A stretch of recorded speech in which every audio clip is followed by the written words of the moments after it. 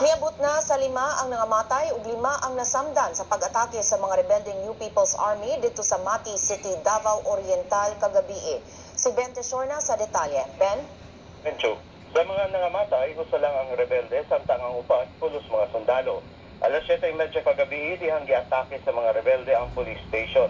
Nahitabo ang pagpangatake samtang bagbuhay lang gideklara sa Armed Forces of the Philippines nga insurgency-free ang probinsya ug ingon man ang Camiguin ug Dinagat Islands dinhi sa Mindanao.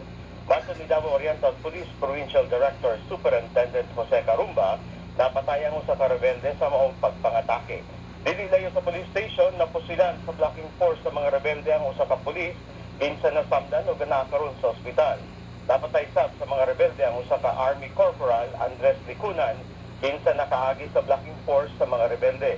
Nakasangka sab sa reinforcing troops gikan sa 701st Brigade ang mga rebelde sa barangay Don Martin Marundan sa Mati City, di napatyan og laing 3 ka sundalo ug miangol sa laing 4 ka sundalo.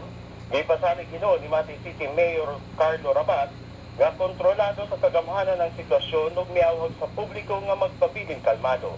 Gibutyag ni Mayor Rabat nga 80 ka rebelde misulod sa syudad sakay sa mga van. Na-recover sa kapulisan ang usa ka elf truck na gigamit sa mga rebelde pagpangatake uban ang mga backpacks ug explosives. Imanduan ni Superintendent Carumba ang tanang police personnel sa Mati City sa pagmatngon.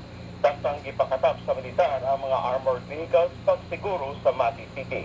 Samtang nagpahimano ang mga otoridad sa publiko na magbinantayon tungod sa mga IEDs na gibilin sa mga rebelde sa kadalanan padulong sa Mati. Karong buntag lang, usa ka IED ang ibuto dito sa may barangay Badas sa Mati sa pag-agi sa convoy ni Police Regional Director Chief Superintendent Wendy Rosario. Wala hinoy naangol sa maong pagbuto. Sa pinakaulahing taho, gisuspenso sa mga eskwelahan ang ilang mga klase karong adlaw sa Mati City tungod sa nagpadayong hulga gikan sa mga rebelde. Encho. Daghang salamat, Ben Tesorna, reporting gikan Davao City.